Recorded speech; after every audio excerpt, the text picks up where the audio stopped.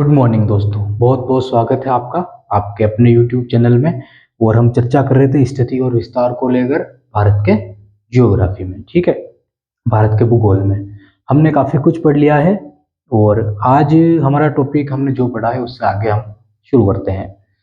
सबसे पहले हमने भारत के नामकरण को लेकर नहीं देखा था। ठीक है, तो नामकरण कैसे हुआ भारत का, हम थोड़ा सा मतलब 1 मिनट में हम उसको समझ लेते हैं। आप साथ साथ लिखते जाना, नामकरण लिखना, नामकरण, भारत का नामकरण,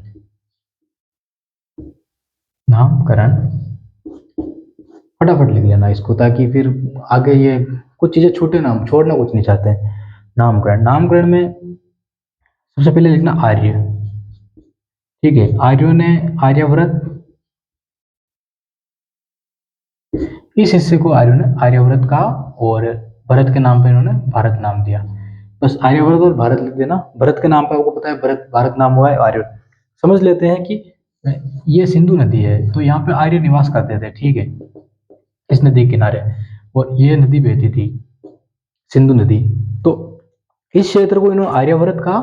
और भरत जो राजा था पूरे देश का, तो उसी व्रत के नाम पर इन्होंने भारत नाम दिया। ठीक है, उसके बाद ईरानियों ने भी कुछ नाम दिया। तो ईरानियों ने हिंदुस्तान कहा है, हिंदुस्तान कहा है। ठीक है, अब ये नाम ऐसे ही देते, पाकिस्तान हो गया, कजाकिस्तान हो गया, तो ऐसे अफगानिस्तान हो गया, तो ये ईरानी, ठीक है, इस्लामी थे, तो इन्होंने हिंदुस्तान नाम दिया है भारत को। तो ईरानियों ने हिंदुस्तान का। फिर यूरोपीय आए थे, यूरोपियन भी तो आए थे भारत में, तो यूरोपियनों ने, लिखते जाना साथ साथ में, आर्यों ने आर्यवर्त भारत का, ईरानियों ने हिंदुस्तान का। और यूरोपियन जो आए थे वो इंडस नदी थी, यही ये रही यहाँ पे, तो इसको, इस नदी को इंडस बोलते थे ये लोग, तो इंडस नदी के नाम पे इन्होंने इंडिया कह दिया। और आर्टिकल 1 भारत का संविधान, यूरोपियनों के लिए लिखना इंडिया। ठीक है, इन्होंने इंडिया कहा, इंडिया। और आर्टिकल 1 संविधान में, आर्टिकल 1, आर्टिकल 1 में संविधान में, इंडिया देट इज भारत, ये पूरी लाइन लिख देना, इंडिया देट इज भारत, ये कहा। मतलब संविधान में हिंदुस्तान शब्द का यूज नहीं किया गया, हिंदू शब्द का भी यूज नहीं किया गया संविधान के अंदर। ठीक है, इंडिया देट इज भारत है, हिंदुस्तान, हिंदू शब्द का प्रयोग बिल्कुल भी संविधान में नहीं किया गया है भारत के नाम को लेकर। सिर्फ इंडिया का है, ये भारत का है। चर्चा हुई थी संविधान में कि भारत का नाम, सबसे ज्यादा संख्या हिंदुओं की है तो भारत का नाम हिंदुस्तान रख दिया जाए, लेकिन काफी ज्यादा आलोचना भी हो गई थी, वहां पे मतभेद हो गए थे। ठीक है, तो उस चीज को लेकर फिर उन्होंने हटा दिया। और वहां पे एक लैंग्वेज के रूप में एक चीज भी निकल गई थी सामने, जब नामकरण ये लिखा जा रहा था ना, इंडिया देट इज भारत, संविधान के अंदर, तब तब लोगों ने कहा था कि आप इस, मतलब हिंदुस्तान रखने की जब बात हुई थी, तब वहां पे जो संविधान सभा में जो सदस्य थे ना, उन्होंने कहा था कि भारत का कोई धर्म नहीं होगा, भारत अपने आप में धर्म, मतलब कोई कोई धर्म से जुड़ा हुआ नहीं होगा, भारत का कोई धर्म नहीं होगा। उसका कारण है कि भारत में सभी धर्म समानता के साथ, न्याय के साथ और प्रेम मोहब्बत के साथ रह पाएंगे। अगर भारत को हिंदुस्तान कह दिया जाता तो ऐसा नहीं लगता या कि दूसरे धर्मों के साथ गलत व्यवहार किया गया, मतलब उनके साथ अन्याय हुआ है। तो भारत का कोई धर्म नहीं रखा गया, संविधान ही भारत में, मतलब भारत का धर्म होगा, संविधान ही सर्वोच्च होगा भारत के अंदर। ठीक है, ये बात है। तो संविधान के अंदर इंडिया कहा गया और भारत नाम दिया गया। ठीक है, ये नामकरण की बात हो गई। अब आगे बढ़ते हैं अपन, ये हमारा काम हो गया, जो फैक्ट छूटा था हमने लिख लिया उसको। अब आज की क्लास हम शुरू करेंगे। देखो, आप पढ़ रहे हो, अच्छी बात है, लेकिन अपने स्वास्थ्य का ध्यान रखना आप। ठीक है, स्वास्थ्य, स्वस्थ रहोगे ना तो पढ़ाई अच्छी होगी। और अब आगे बढ़ते हैं हम। ये फैक्ट आपने लिख लिए होंगे, ईरानियों ने क्या कहा, वो क्या कहा, वो सब। ठीक है, अब आगे बढ़ रहे हैं। अब बात आती है अक्षांश और देशांतरी स्थिति की भारत को लेकर, कि भारत की अक्षांशीय स्थिति क्या है और देशांतरी स्थिति क्या है। ठीक है, इससे पहले एक चीज देखनी पड़ेगी हमको। हम एक गोला बनाते हैं, हमने ये बना दिया, मान लो कि ये पृथ्वी है, पृथ्वी मत मानो आप, एक बॉल मान लो इसको। अब बॉल ठीक है, बॉल है, आपके हाथ में बॉल है तो आपको पता है गोल है। लेकिन मैं अगर यहाँ पे एक चींटी को छोड़ूं, ठीक है, चींटी को, अब चींटी बॉल के लिए तो इतनी नहीं होगी ना। चींटी मतलब चींटी, समझ गए ना आप। अब बॉल के ऊपर मैं उसको रख दूं, ठीक, और मान लो वो सोच सकती हो, बोल सकती हो, सोच सकती हो, उसका दिमाग है, ठीक है, जैसे मानव सोचता है वैसे सोच सकती हो मानो। सबसे पहले इस चींटी के दिमाग में इस बॉल को लेकर क्या चीज आएगी बताओ। इसको अगर पूछा, मैं पूछता हूँ कि बता कि तू बॉल पे जिस जगह पे खड़ी हो बॉल गोल है या चपटी है, तो क्या दिमाग में आएगी उसकी चीज, उसके चीज दिमाग में आएगी कि बॉल तो चपटी है, चपटी है। तो चींटी भी बड़ी होती है, ठीक है, अगर पृथ्वी के रूप में हम अपने आप को देखें तो, पृथ्वी के सामने अगर हम अपने आप को रख के देखें तो चींटी भी हमसे बड़ी होती है, ठीक है। तो चींटी ने क्या कहेगी कि चपटी है। लेकिन अगर उसी चींटी को मैं अपने हाथ से पकड़कर थोड़ा ऊपर उठा लूं और इस जगह में रख के उसको बोलूं कि अब बता कि बॉल कैसी है, तो चींटी क्या बोलेगी, बॉल तो गोल है। चींटी बोलेगी, नहीं बोलेगी कि बॉल तो गोल है, बस पृथ्वी। इस चीज को अगर आप समझ गए ना तो अक्षांशी रेखाएं अभी आप समझ जाओगे। अक्षांशी रेखा वाला टॉपिक बहुत बड़ा है, हम डिटेल में उसकी अलग से चर्चा करेंगे जब वर्ल्ड जियोग्राफी पढ़ेंगे। लेकिन अभी भारत की स्थिति, मतलब अक्षांशीय स्थिति क्या, उसको समझने के लिए हमें थोड़ी चर्चा तो करनी पड़ेगी। तो अब आप अपने आप को पृथ्वी के ऊपर, पृथ्वी के केंद्र में स्थापित करो। जैसे चींटी को हमने केंद्र में रखा और पूछा उसे, अब खुद को आप करो। यहाँ पे हमने पृथ्वी को रखा, अपना आप को रखा, ठीक है, पृथ्वी के बीचों बीच छोर पर। फिर मैंने आपको कहा कि आप पूर्व दिशा के, पूर्व दिशा में देखिए और जितना देख सकते देखिए। तो आप पूर्व दिशा में देखते रहिए, आपने यहाँ तक देख पाए बस। फिर मैंने कहा कि आप वो जहाँ तक स्थान देखा वहाँ पे जाइए और फिर और पूर्व दिशा में देखिए। तो आप यहाँ से यहाँ तक देख पाए, ठीक है। फिर मैंने आपको वापस कहा कि आप जाइए और थोड़ा आगे जाके आप देखिए। तो आप निरंतर गति करते रहे, चलते रहे, चलते रहे, चलते रहे, यहाँ पे पहुंच गए, ठीक है। फिर मैंने आपको कहा कि थोड़ा और आगे जाइए और आप पूर्व दिशा में देखिए, ठीक है। क्या आप आगे जा पाओगे क्या? तो अब समझोगे आप इस चीज को। पृथ्वी गोल है, ठीक है, पहली बात तो है कि पृथ्वी गोल है। दूसरी बात है गुरुत्वाकर्षण।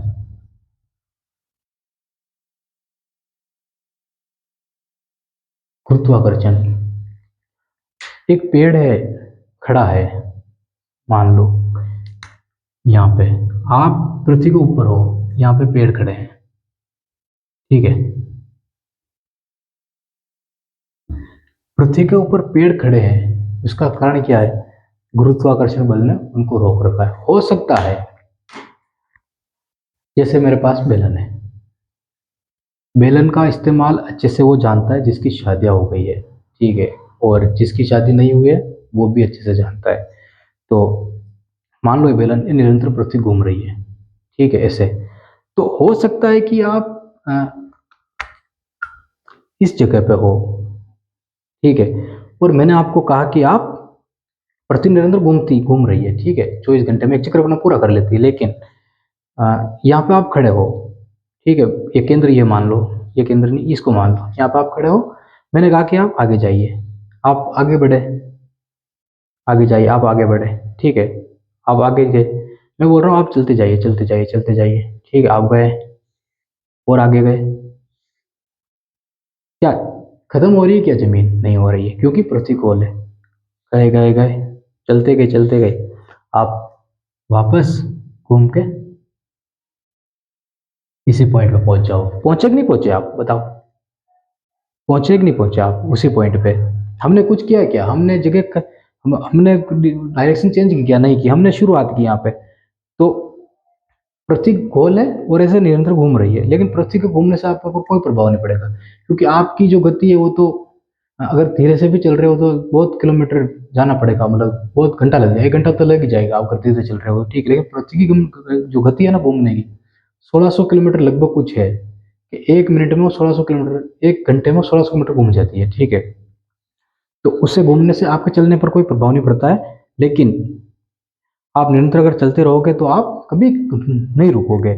मतलब जहां से आपने शुरुआत की ना उसी छोर पे आप पहुंच जाओगे। ये बात आपको समझ में आई कि नहीं आई? तब आपको अक्षांश रेखाएं समझ में आएगी। ठीक है,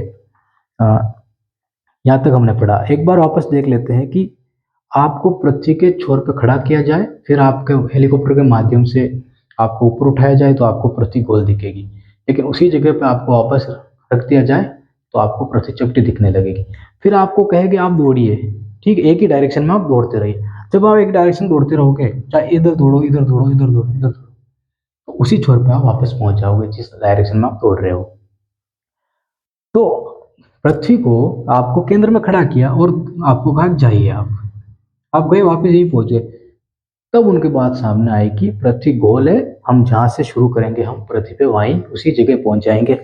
और गुरुत्वाकर्षण की जो बात की हमने, उसका कारण है कि पृथ्वी वस्तु को अपने ऊपर खींच रही है। अब आप मान लो कि यही यही पृथ्वी है, अब आप घूमते घूमते इधर चले गए, अब तो इधर तो आप नीचे गिर जाना चाहिए ना, आप इधर तो पृथ्वी के ऊपर हो, पर इस साइड में तो आप पृथ्वी के नीचे हो ना, तो नीचे क्यों नहीं गिरा आप? आपके तो पैर यहीं टच हो रहे हैं। तो उसका कारण है कि गुरुत्वाकर्षण बल आपको खींच रहा है। ठीक है, यह बात आपको समझ में आ गई होगी, आसानी से समझ में आ गई होगी। तो एक ही डायरेक्शन में आप दौड़ते रहे, तो आपको कहा पृथ्वी के बीचों बीच आप दौड़िए।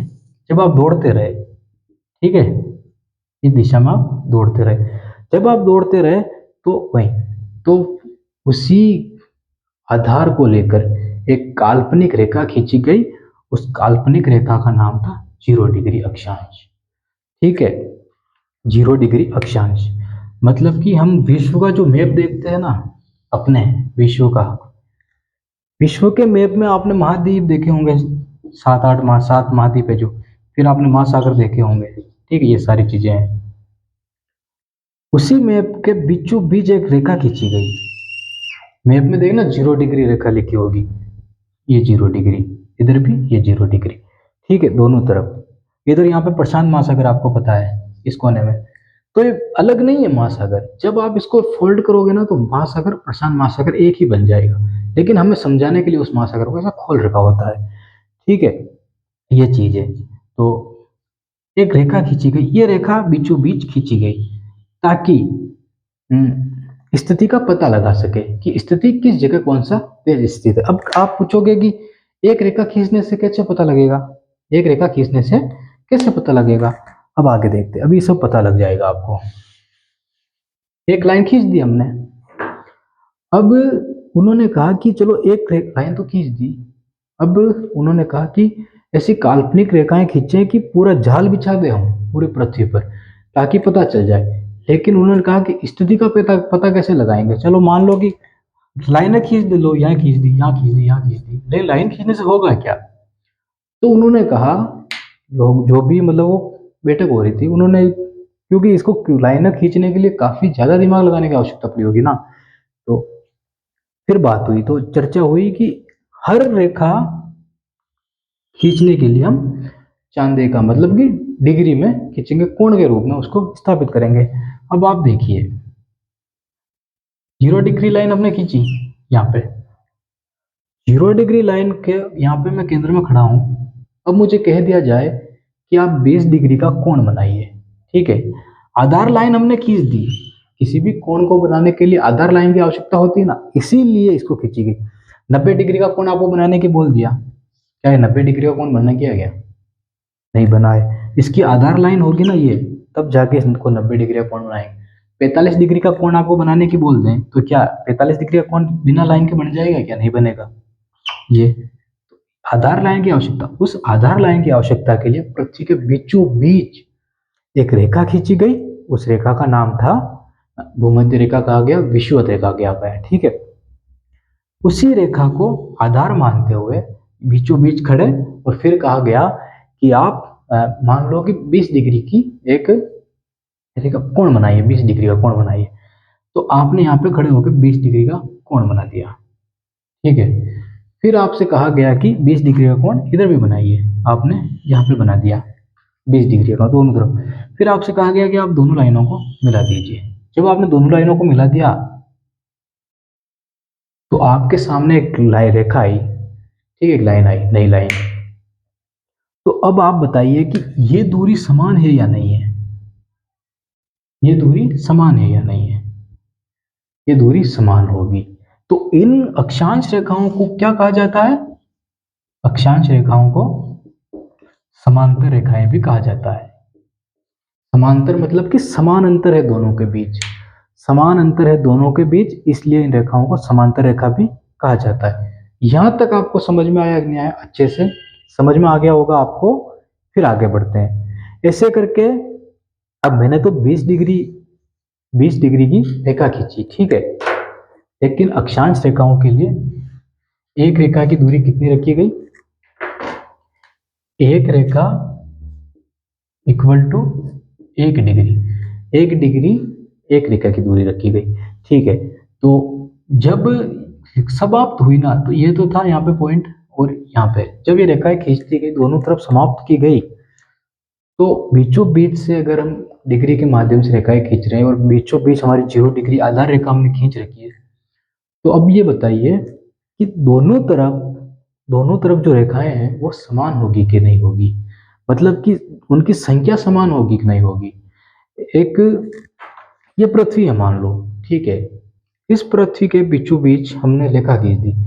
अब ऊपर रेखा खींचेंगे वापस नीचे, ऊपर वापस नीचे, तो बीचों बीच में रेखा है, तो ये रेखा संख्या समान होगी। ये आपको माइंड में क्लियर होना चाहिए कि संख्या समान होगी, समान होगी संख्या। तो उसी तरह तो इनकी जो संख्या है ध्रुव से लगाकर यहाँ तक, ठीक है, 0 डिग्री को हम नहीं गिनेंगे, 1 डिग्री से लगाकर ध्रुव तक की संख्या होगी 90, ठीक है, 90। अब ये क्या पॉइंट है, बस यहाँ पर कोई लाइन नहीं है, ध्रुव पॉइंट रखा गया है, इसको पॉइंट माना गया फिर बिंदु के रूप में छोटी सी, तो हम इसको नहीं गिनेंगे और 89 टोटल करेंगे, ठीक है। उसके बाद यहाँ पे दक्षिणी ध्रुव हो गया, दक्षिणी ध्रुव, तो इसको भी छोड़ दें अगर, तो यहाँ पे कितनी लाइन हो जाएगी? 89 और 89, ठीक है, और एक 0 डिग्री, तो इसको जोड़िए अब, 90 प्लस 90 और प्लस 1, 1 9 9 18, 181 लाइनें हो गई, 181 लाइनें हो गई, और दो ध्रुव को माइनस कर दीजिए आप वापस, तो 179। तो समांतर रेखाएं कितनी है? 179 और दो ध्रुव। अगर आपको ओवरऑल अक्षांश रेखाएं पूछ ली जाए तो वो तो होगी 181, और अगर समांतर रेखाएं पूछ ली जाए तो वो होगी 179, ठीक है। इस बात को याद रखना, क्योंकि ये एक बिंदु के रूप में स्थापित है, बस एक बिंदु के रूप में है, बाकी समांतर रेखाएं जो है वो है 179, ठीक है। यहाँ तक आपको समझ में आ गया। तो अक्षांश रेखाओं का निर्धारण कैसे किया गया ये आपको क्लियर समझ में आ गया। इन्हीं अक्षांश रेखाओं को लेकर एक सामने आता है हमारे 111 किलोमीटर इनके बीच की दूरी है। देखो जैसे हमने बनाया अभी, तो यहाँ पे ध्रुव के पास जो दूरी है वो उसमें अंतर है, और ध्रुव के पास की दूरी में अंतर है, और ये बीच वाली जो दूरियां हैं इनमें भी अंतर है। लेकिन हमें मोटे तौर पे बस भारत के स्थिति के मतलब भारत के अनुसार इस अक्षांश को देखना है, क्योंकि अगर इतनी सारी डिटेल इसमें लिखेंगे तो यहाँ पे भीड़ हो जाएगी, तो फिर भारत को नहीं समझ पाएंगे हम, इन चीज़ों में उलझे रह जाएंगे।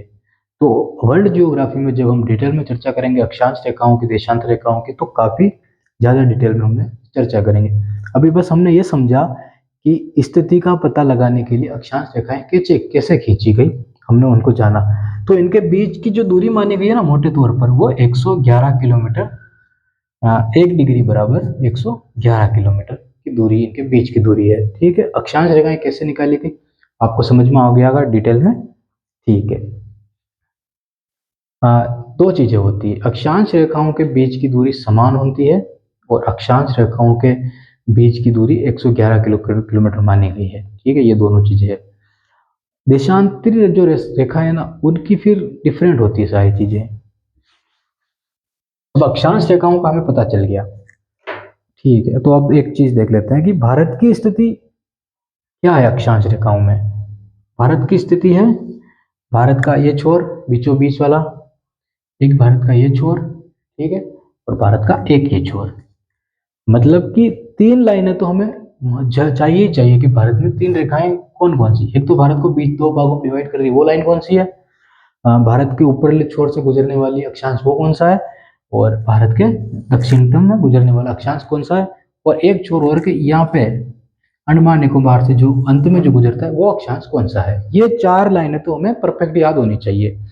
तो इस चीज को लेकर हम अक्षांश, सिर्फ अक्षांश को लिखना है, देशांतर को भी नहीं लिखेंगे, सिर्फ अक्षांश को लिखना है और इसकी चर्चा करते हैं। देखो सबसे पहले लिखिए ऊपर भारत में, भारत के मैप में इसको लिखना आप इंदिरा कोल, इंदिरा कोल लद्दाख में स्थित है ये पॉइंट, लद्दाख में, ठीक है। अक्षांशी जो आखिरी छोर है ना भारत का, लद्दाख में, लद्दाख देखो आप सबसे उत्तर में भारत का केंद्र शासित प्रदेश कौन सा है, लद्दाख। तो लद्दाख में इंदिरा कोल, ठीक है, इंदिरा कोल का आखिरी पॉइंट है, इंदिरा कोल लद्दाख में स्थित है। और इसकी लिखना आप 36 डिग्री 6 मिनट, 36 डिग्री 6 मिनट, ठीक है, 36 डिग्री 6 मिनट लिखना आपने इंदिरा कोल आखिरी छोर, मैप में लिखते चलना ऐसे कैसे। उसके बाद यहां पर एक लाइन खींची गई भारत के बीचों बीच दो भागों में जो बांटती रेखा, इसको कहा गया 23.5 डिग्री, 23.5 डिग्री अक्षांश, ठीक है, अक्षांश। सिर्फ इतना लिखना 23.5 डिग्री, फिर थोड़ी जगह छोड़ना और उसके बाद लिखना 36 डिग्री 6 मिनट लिखना और थोड़ी जगह छोड़ के आगे लिखना, ठीक है। 23.5 डिग्री बीचों बीच लाइन गुजरती है। उसके बाद आगे नीचे आइए, यहाँ पे लिखना आप 8 डिग्री 4 मिनट, 8 डिग्री 4 मिनट, ठीक है, अक्षांश। उसके बाद ये जो लाइन है इसको लिखना आप 6 डिग्री 45 मिनट, 6 डिग्री 45 मिनट। और ये जो लाइन गुजरती है ये भारत के आखिरी छोर से, अंडमान निकोबार के आखिरी छोर से गुजरती है। और यहाँ पे इसको कहा गया एक तो इंदिरा, इंदिरा पॉइंट, इसीलिए तो कहा जाता था कि that is Indira is Bharat, Bharat is Indira. आखिरी पॉइंट भी इंदिरा, पहला पॉइंट भी इंदिरा, ठीक है। इंदिरा पॉइंट, फिर लिखना पार्सन, पार्सन पॉइंट, इसी पॉइंट के नाम है सारे, Parson point, Indira point, Pygmalion point, Pygmalion point, मेलियन पॉइंट, पिगमेलियन पॉइंट हो गया। उसके बाद लिखना लेहचिंग, इसी के नाम है सारे, याद रखना है सारे नाम आ रहे इसी एक पॉइंट के नाम है, लेहचिंग पॉइंट, लेहचिंग, लेहचिंग पॉइंट हो गया। और ग्रेट बृहद निकोबार, ग्रेट, ग्रेट बृहद निकोबार, ग्रेट बृहद निकोबार, ठीक है, ये हो गया।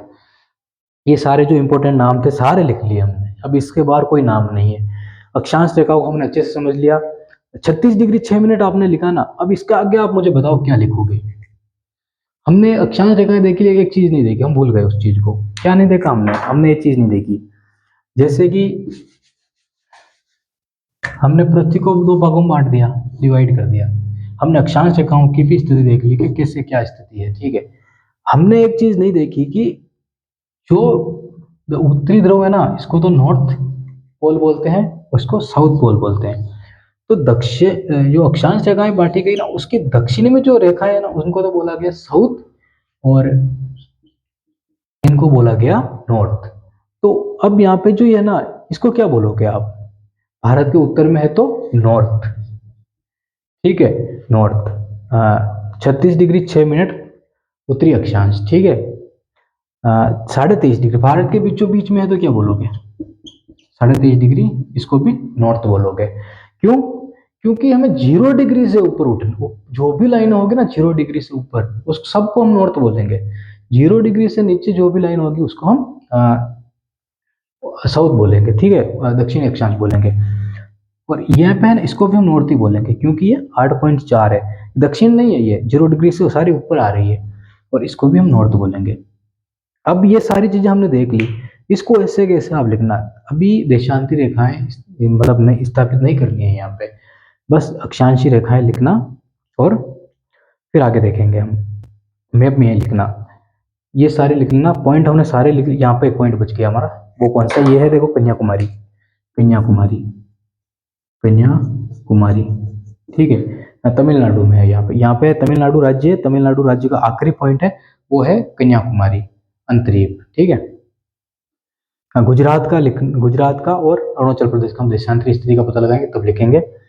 23.5 डिग्री जो लाइन गुजरती है हमारी, 23.5 डिग्री जो लाइन गुजरती है गुजरात, राजस्थान, एमपी के बाद छत्तीसगढ़, छत्तीसगढ़ के बाद झारखंड, झारखंड के बाद मध्य प्रदेश, सॉरी पश्चिम बंगाल, पश्चिम बंगाल के बाद ये यहाँ से होकर गुजरती है। कर्क रेखा बोलते हैं इसको, कर्क रेखा।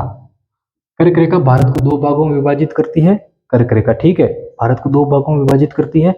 23.5 डिग्री रेखा बोलते हैं इसको, उत्तरी अक्षांश बोलते हैं, 23.5 डिग्री उत्तरी अक्षांश बोलते हैं। कर्क रेखा, भूमध्य रेखा और मकर रेखा, तीनों रेखाएं मौसम का डिवाइडेशन करती है। कैसे करती है, जलवायु के टॉपिक में शानदार तरीके से पढ़ेंगे। अभी बस इतना पता रखना है कि कर्क रेखा भारत को बीचों बीच से गुजरती है, 2 भागों में विभाजित करती है। गुजरात से गुजरती है, गुजरात की राजधानी है गांधीनगर, ठीक है। राजस्थान से गुजरती है, राजस्थान की राजधानी है जयपुर। और राजस्थान की जो जहाँ से गुजरती है ना, तो राजस्थान की राजधानी जयपुर यहाँ पे स्थित है। तो ये राजस्थान की राजधानी कर्क रेखा के उत्तर में, ये बात याद रखना कि राजस्थान की राजधानी कर्क रेखा के उत्तर में स्थित है। बाकी गुजरात की राजधानी दक्षिण में स्थित है। उसके बाद एमपी की राजधानी भी दक्षिण में स्थित है। एमपी के बाद छत्तीसगढ़, छत्तीसगढ़ की जो राजधानी है वो राजधानी भी दक्षिण में स्थित है। छत्तीसगढ़ के बाद झारखंड, झारखंड की जो राजधानी है ना, रांची, वो भी दक्षिण में स्थित है। पश्चिम बंगाल की राजधानी वो भी दक्षिण में स्थित है। वापस त्रिपुरा और मणिपुर, ठीक है, त्रिपुरा और मणिपुर दोनों राज्यों से कर्क रेखा गुजरती है। इन दोनों की जो राजधानी है ना वो उत्तर में स्थित है, ठीक है। यह कर्क रेखा भारत को 2 भागों में विभाजित करती है। जो यहाँ तक हमने देख लिया। 2 चीजें हमें और देखनी है। भारत 0 डिग्री जो लाइन गुजरती है यहाँ से, तो 0 डिग्री लाइन और ये भारत का 6.45 डिग्री, ठीक है। इनके बीच की जो दूरी है वो दूरी हमें और लिखनी है, वो दूरी है 876 किलोमीटर। अगली क्लास में वो दूरी लिखेंगे हम, क्योंकि हमें देशांतरी स्थितियों का भी पता करना है। आज की क्लास बहुत लंबी हो जाएगी, इसलिए यही खत्म करते हैं। बहुत बहुत धन्यवाद दोस्तों। ये समझ में आया हो, अगर नहीं आया हो कमेंट में बताना, अगर आया हो तो भी कमेंट में बताना, नहीं आया तो भी कमेंट में बताना।